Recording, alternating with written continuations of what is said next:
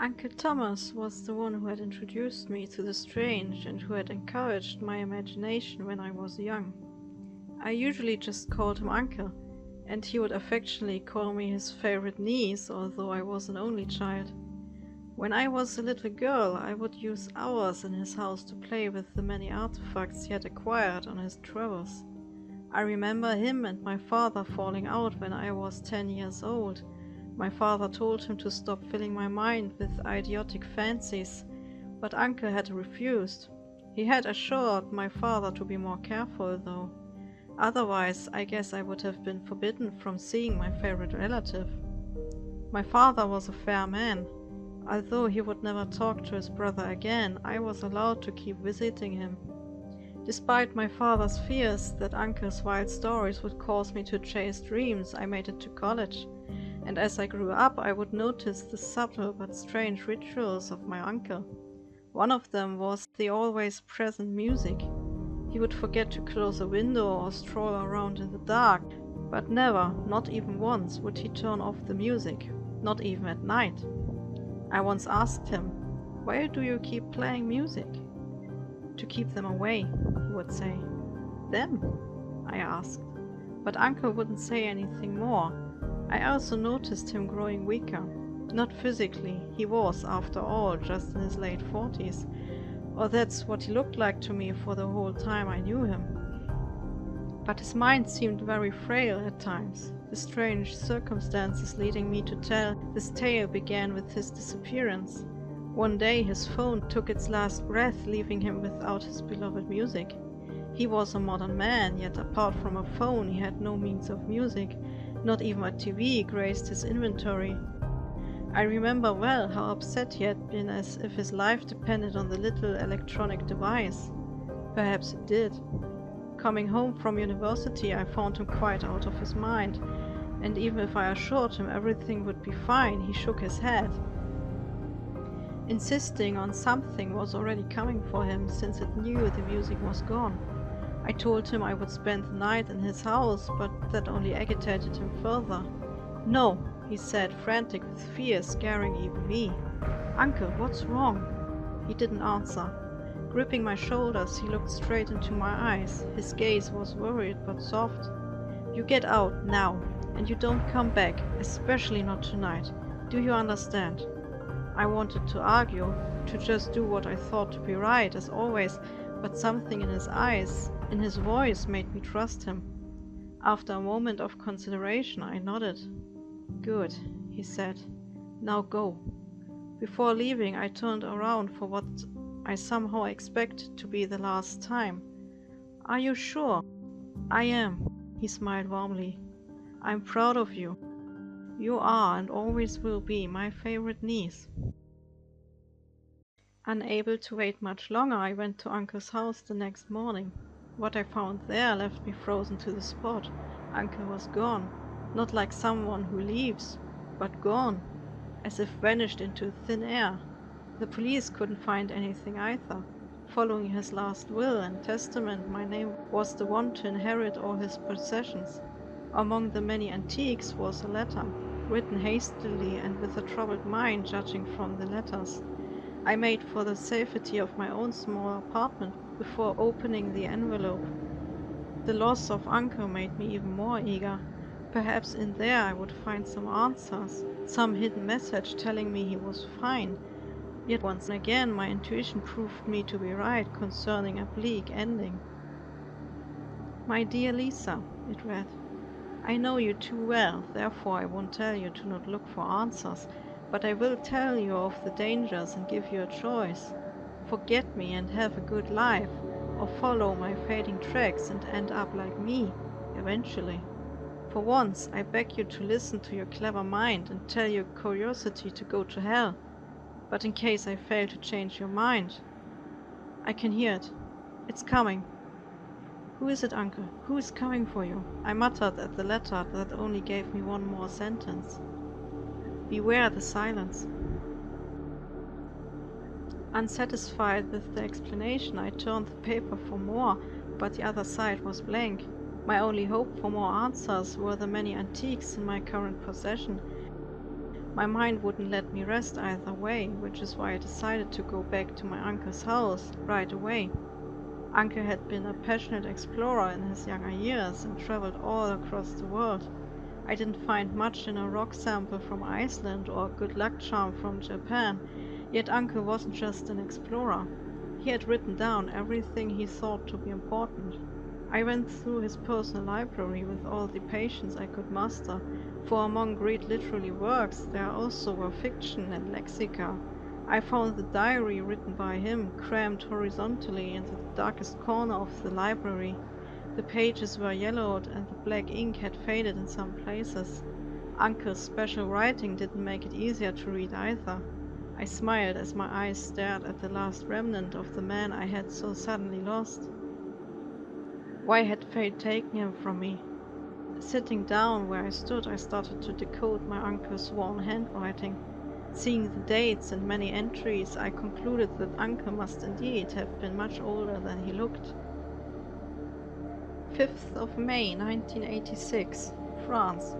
Having visited a few old friends in Flanders Fields, I decided to go into the catacombs below Paris before traveling on across the Atlantic. I've heard a few mysterious stories from the old natives, speaking of ghosts and devils haunting the bones of the dead. I wonder if it's true. It has been a long time since I encountered danger and met death. I had to stop for a moment. Flanders? Hadn't that been in World War I? How could my uncle have been around at that time? Refusing to believe him to be mad, I continued reading. There had to be an explanation somewhere. The catacombs are indeed a place of ancient horrors, giving them shelter from the world and food in the form of inexperienced travelers. Among strange Wendigo-like creatures I also found something better left alone, and I speak with great shame that my curiosity might have awoken it. The sound of 1,000 moaning souls echoed through the catacombs all of a sudden, accompanied by the infecting feeling of hopelessness. Something deep inside my soul told me to run, for this was nothing I would be able to fight. And although I escaped it into the clear night, I can feel something has changed in the air. It must have followed me outside. Perhaps my own ancient soul increased its appetite. In that case, it would keep following my scent like a wolf until it would get me. I have to find out more, where it comes from, where it goes. If my calculations are right, then my trail might vanish by crossing the ocean. I was even more bewildered than when I had started to read the entry. Ancient soul? I suddenly noticed how the hair on my arms stood up. Thinking it to be a reaction to keep warm, I rubbed my arms and hands. The sound echoed through the room in an unnatural manner. Everything seemed so silent. Still clasping my uncle's diary in my hand, I got up. My sinking stomach told me to get out before I would find out the reason for my body's reaction. I knew I had to go. Whatever had taken my uncle was still in the house. Tiptoeing out of the library and down the stairs, I froze when the sensation grew stronger. My body basically screamed for me to run, but that would make a lot of noise, and somehow I knew that if I made any noise, this presence would know about me. I kept still. No movement. None at all. I even stopped to breathe for a few seconds as the presence grew still stronger, until I felt the enormous pressure on my soul decreasing. Focused on making not a sound, I took a deep breath and tiptoed out of the house. Outside the sun shone and the day was warm, as if nothing was wrong in the world. I looked at the worn diary. "What have you awakened, Uncle?" I mumbled to myself before driving back home. Upon entering my apartment, I found my father sitting at the kitchen table, the back straight and the hands resting on the table like he was always sitting. "You should have told me that you'd come," I said casually, walking around the table to face him. "I was notified about my brother's disappearance. I came as fast as I could." His voice sounded heavy, even if his face showed no sadness. He took a deep breath, something he had never done as long as I had known him. "I want you to leave this part of our family behind, for good." Why? I only stuttered in confusion. I saw my father open his mouth for what might have been an explanation had he not seen Anke's diary in my left hand. He stared at it with an open mouth, which slowly closed as he processed the facts to form a conclusion. I see, he only said in a low voice that indicated resignation. I understood at once that I had found out things he hadn't wanted me to find out. I placed the book on the table, although far away from him, in case he planned to take it from me. "Speak to me, father. What was it that took Anke?" I said firmly but respectfully. "You might want to sit down." Father looked tired all of a sudden, as if some heavy burden weighed him down. "How can it be that Anke served in World War I? Why does he talk about ancient souls and mythical creatures as if they existed?" Father raised his hands in an attempt to calm me down. Remembering my upbringing, I stopped speaking at once, waiting for my father to explain the world to me once again. "We are not exactly human, Thomas and I. We are immortal beings from a time before humanity started to thrive, and we were the only survivors of a terrible war about 12,000 years ago. Our homeland burned to ashes as we lost the conflict, and the great city Atlantis, our ally, sank beneath the sea to never be reclaimed." I needed a moment to comprehend before asking, "Am I too—" "No, you are half human. You will die someday, but I doubt it to be any time soon. You might live for centuries, no one knows." The revelation of me not being fully human hit me like a rock. "When did you think to tell me?" I blurted out, confused and maybe a bit scared about my world being turned upside down. "I didn't." His firm voice made me stop for the second time. "I didn't," he repeated softer this time. "Thomas was supposed to raise you into this as the oldest, but then he found that damn thing on his travels, and although he had covered his tracks, it found him again someday. That was the reason you two fought nearly 20 years ago." He nodded gravely. "What is it?" "I don't know. Thomas refused to tell me. 'Walter,' he would say, 'this thing is after me, and me alone, and when it has come to take me, it will go back to sleep where it feasted.' But someday the house will rot away, or someone might buy it. What then?" Father ran a hand over his face in exhaustion. "I don't know. The answers might be in there." He pointed at the book in front of me. Getting up, he added, "I'll leave you to it. Your mother always hates it when I'm late." "Does she know?" "She does." Father smiled fondly while answering. "You can call any time or come to visit if you need anything. I might have a few tools at my disposal that are quite unique." "Would you do it?" I asked as he turned the doorknob leading outside. "When it would only be you, would you try to kill it?" Father gazed at me with some distant and weary expression. "No," he admitted, bowing his head in defeat. "I would have tried to imprison it in that house and kept my eye on it, but I am too tired to fight any more wars." Remaining silent for a moment, he left the apartment. "But I will be there for you if you need me." With that, the door flew shut, and only the ticking of my clock filled the silence. The absence of any sounds made me strangely uncomfortable after the encounter with the nameless creature. I started to understand why Uncle didn't want to endure it. I called in sick. The doctor gave me a week to get well again, a week to study this creature, a week to find a way to deal with that. A week was not enough, but it was all I would get. Otherwise, I would have to postpone my personal warfare until I would get a vacation. I couldn't risk that. I made some tea, put on some music, and sat down to learn about the man I had known my whole life. 10th of May, 1986. I'm eager to roam the American wilderness, but the creature from the catacombs won't leave my mind. What is it that I unleashed upon the world? Where does it come from? I can't help but be thrilled at not knowing, And yet I also feel guilty, for if this creature hunts me, it might also be dangerous to humanity. Ah, Vasran, I could use your quick-witted mind to keep me company, but you always tended to live like a hermit. I guess your scars are far deeper than mine. Uncle continued a great deal about the thing he had awoken in the dark. Many letters between him and my father were sent where my father urged Uncle to explain.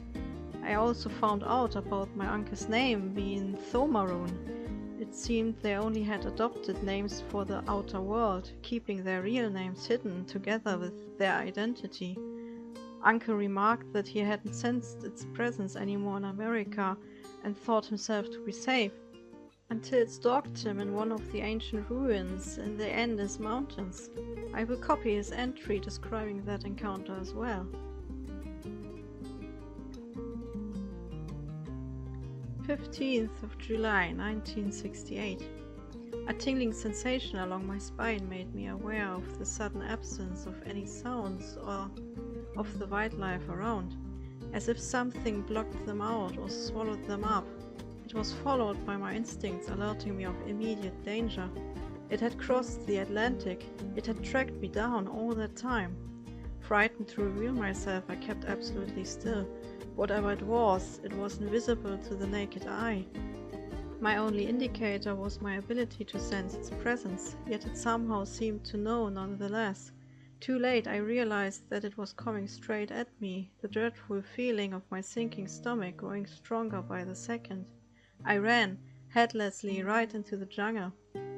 The soft moaning of the dead sounded as it felt no need to hide anymore and gave chase, but the mountains are steep and I stumbled and toppled to the ground. It was pure luck that I survived. One of the natives was close by with his alpacas and playing a joyful tune on some unknown instrument.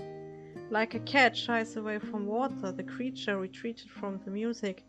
The low moanings turned into agonized screeches unbearable to the mortal ear. Getting up, I hurried towards the music, and like crossing the threshold, the sounds of nature came back and the dread left my bones.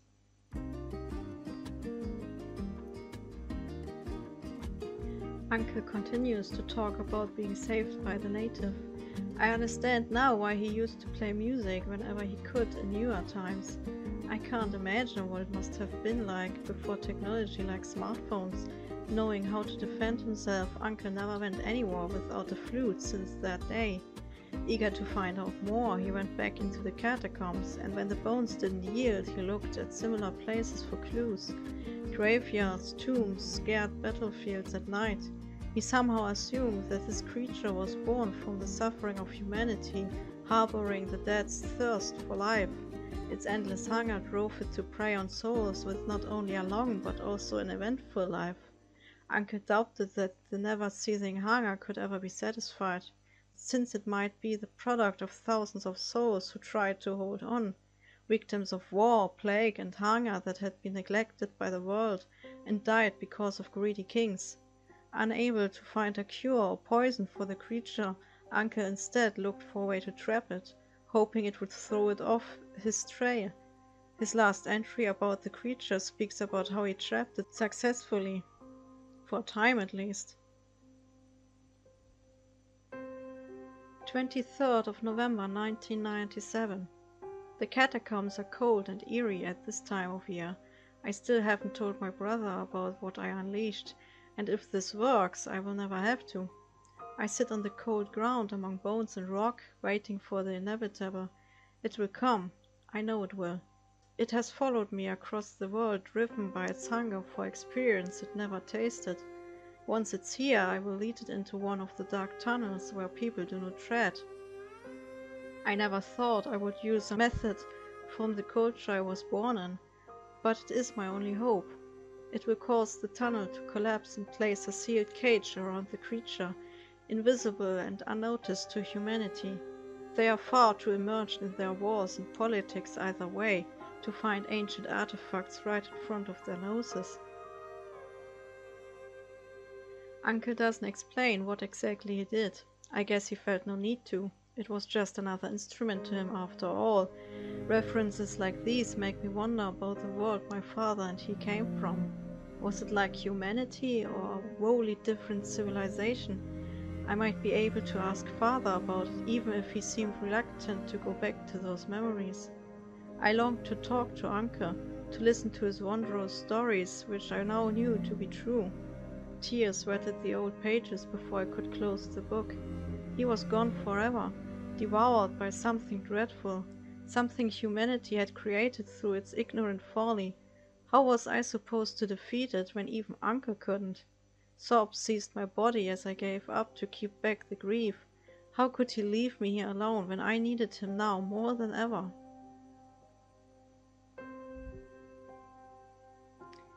After crying myself to sleep at 8 a.m., having studied the diary for over 10 hours, I finally woke up the next day at noon. My mind was clear and I felt more relaxed after releasing my emotions. I knew what I had to do. Uncle hadn't found a way to kill the creature, but perhaps I could with Father's help. Going to my old man's house, I knocked to find Mother. She was of course happy to see her daughter once in a while, and I had to promise to stay for dinner. Father was reading a book in the living room, and while Mother stood in the kitchen, we had enough time to talk. "I'm sorry to say that I kept no weapons from back then," he said after I had enlightened him about the creature. A shadow crossed his face while he spoke, causing guilt to softly rise up inside of me. I wondered at that moment what kind of stories Father might have to tell me, if he ever would be ready to talk about it. I knew he shoved it down inside, focusing on the happy memories, but I also started to see that these memories were ever present nonetheless. Perhaps Uncle kept something I could use? "I won't let you go near this accursed place," he said firmly. A faint tremble in his voice revealed how heavy the loss of his brother really weighed. "It's the only way to end this, Father. What if it breaks out?" Our eyes locked for a moment in which he wrestled with his fear. A sigh followed, making him look tired once again. "Very well, but you won't go on your own." A pang of regret made me almost flinch. If my father would die, then his blood would be on my hands for dragging him into this. Still, I nodded, refusing to think of the worst-case scenario. I had already lost one family member. Hoping to gain an advantage, we entered through the garage into the lion's den, not making any noise. Lucky for us, Uncle had kept his precious accessories gathered over the centuries in a room on the first story. I barely dared to open the doors, which kept under lock and key the box. Uncle would never let me have a look inside. I assumed that it was containing the part of his life he planned to tell me about someday in the future. Neither of us wanted to risk the creature's attention. Sneaking out the same way we came, we made for the garage as the soft moaning sound Uncle had described echoed from above. Father froze in place at once, completely detached from his surroundings. Slow and steady, the moaning voices came closer, and with it the dreadful sinking one might feel when knowing death is certain. I knew something was wrong with him. In all these years, through sorrow and wrath and laughter, I had never seen Father like that. It was pure terror mingled with shock. Abandoning the idea of staying hidden, I dragged him with me, amazed about how easily he came, as if he was a puppet. I was sure the creature had noticed us after I slammed the door behind me. I didn't stop running until we reached Father's house. I didn't want to test our luck. Putting on some cheerful violin, I attempted to snap my father out of his catatonic state. Mother was working. Thank God for that. "Father!" No reaction came, even as I shook him as violently as I dared. Remembering his birth name, I tried a new tactic. "Wasseran, snap the hell out of it!" I imitated my uncle's voice to my best ability. "Thomarun!" he cried out, still frantic, but at least responsive again. His gaze was scarily distant, as if he were somewhere else entirely. "He's dead, Father. It's me, your daughter. Remember?" Laying my hands on his shaking ones, I managed to drag him back into the 21st century. "Lisa." He reached out to caress my cheek with his still trembling hands. There were unshed tears in his eyes. "Forgive me. I doomed us all." Not yet, I countered, far more optimistic than I felt. The music keeps us safe when it should come. It will come. It saw me. I could feel its eyes examining my soul. Staring into nothingness for a while, he resumed his monologue. It's not just looking for experience. The dead are vengeful souls, seeking justice where there's none to be found. Trying to keep his composure while also connecting the dots in his mind, my father calmed down. Thomaroon fought in many wars. He's not a pure soul anymore. That's why it kept hunting him. Wars, he trailed off, seemingly reliving memories. That's why it didn't see me. It's the amount of killing committed in battle, the amount of injustice. I gave him a moment of peace before asking, "Where did you fight, father?" What do you mean?" He tried to throw me off. "You didn't fight 12,000 years back only. You could never watch as others suffer. I know you." Father averted his eyes as he finally spoke. "American War of Independence. Later I was caught up in the War of Seccession. I left America for good after that. Many shunned me when I did not sign up for France." He gave me a wry smile, but it didn't reach his eyes. I just couldn't, with all that carnage so fresh in my mind. So many friends lost forever. Hundreds of lives taken by me. He bowed his head as if surrendering to an unseen blade. I remember how brother called me a coward and a disgrace for leaving him alone. It was the only time we fought, apart from what happened 20 years ago. I wish I could have apologized to him. Feeling my heart break, I embraced him, hunched over as he was. "It's okay, Daddy," I said, like I often had done as a little girl when he seemed sad about something. Feeling time run out, I opened the box. In it were several strange-looking things. "Is any of this useful to us?" I asked the man, who still tried to pull himself together in front of his daughter. Taking into his hand the artifact looking like a short stick, he turned it over several times. "I'm not sure. He did something which resulted in a blade shooting out of one of the ends. It seemed to be made of energy. It's Atlantean. I don't know where he picked that up." He took the egg-shaped specimen, holding it out to me. "This works like a grenade, only that it unleashes cleansing energy strong enough to exorcise the devil himself." "Is there a devil?" I asked. Father only smiled. "Not really, but it's the best explanation for you. It gives peace to evil spirits and lost souls." I took the egg and the strange blade. Father reached into the box for yet another cubic object.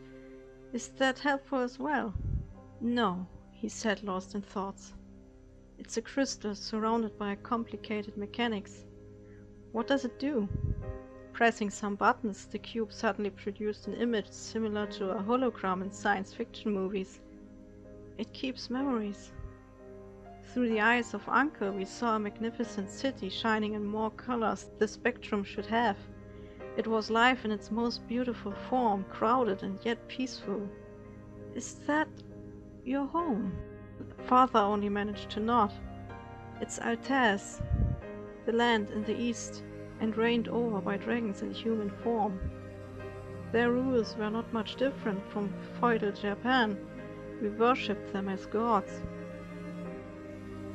The sudden cold of death gripped my soul and ripped us out of the memories. I saw the fear in Father's eyes at once, although he tried to hide it. It was coming, and fast. I could sense it, despite the music which seemed to fall silent bit by bit. Everything fell silent as a grave, or as an abandoned battlefield. Trusting my intuition, I stopped the music and waited for it to be close enough. I threw the strange grenade, which released a heavenly blinding light. For a moment I felt nothing. No fear, no anger, no sadness. Only contentment and peace. It was wonderful. And as the sensation slowly subsided, I couldn't feel the creature any longer. "Is it gone?" But I was mistaken. Minutes passed. Minutes it needed to recover. As if unleashing all its wrath, the heavy presence laid itself onto us like a blanket, pressing us mentally to the floor. I tried to use the blade, but it was useless against the nightmare born of dead revenge and suffering. I could feel it circling us like a tiger. Why didn't it just attack? I was standing right in front of it. And then it struck me. It didn't want me. I hadn't killed anyone. I hadn't even witnessed any violence. Not really. It wanted the one responsible for 1,000 deaths, the one it deemed deserving of punishment and agony. Taking a protective stance in front of my father, I faced the invisible horror. I could feel it eyeing me as well. I forgive him, I said with all the honesty and love I felt inside. You hear me? I forgive him. And I forgive my uncle. Having blood on your hands doesn't make you a monster. Hatred and vengeance do. Something in the air was changing. I could feel it. Uncle hadn't tried talking to it because nothing he would have said could have appeased it. His own guilt had kept him from seeing the obvious. Forgiveness was the only cure for revenge. You all should forgive your murderers, lest you shall become like them.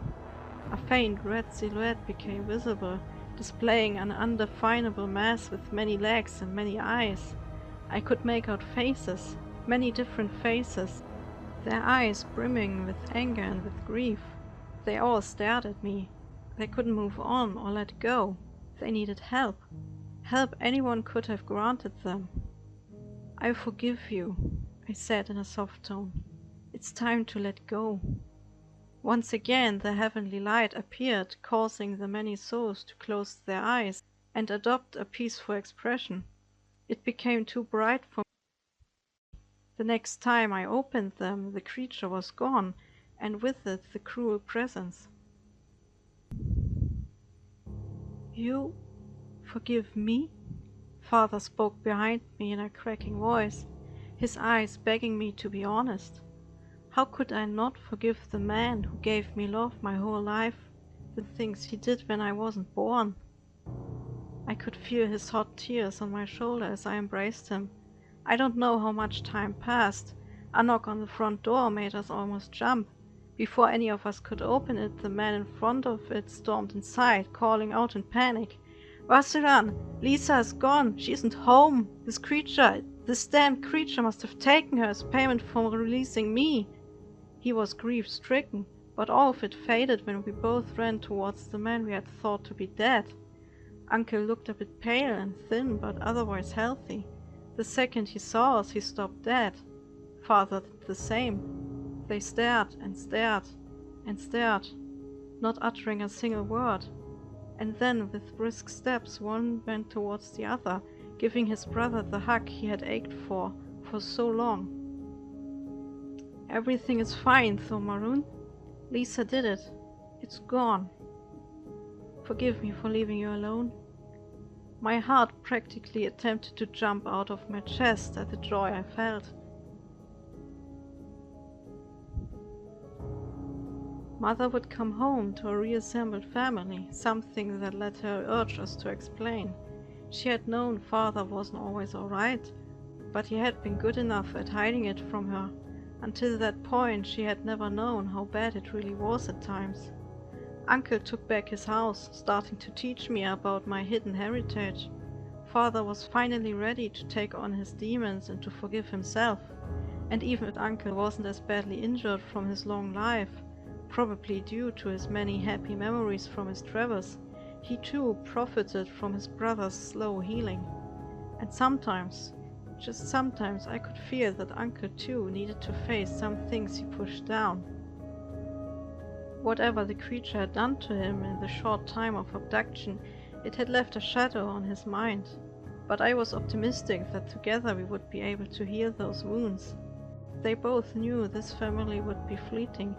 Even I would die someday. But I would leave behind grandchildren to care for, someone to look out for two old souls.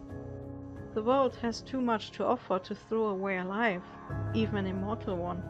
They still would die when someone decided to shoot them someday. They might as well enjoy it.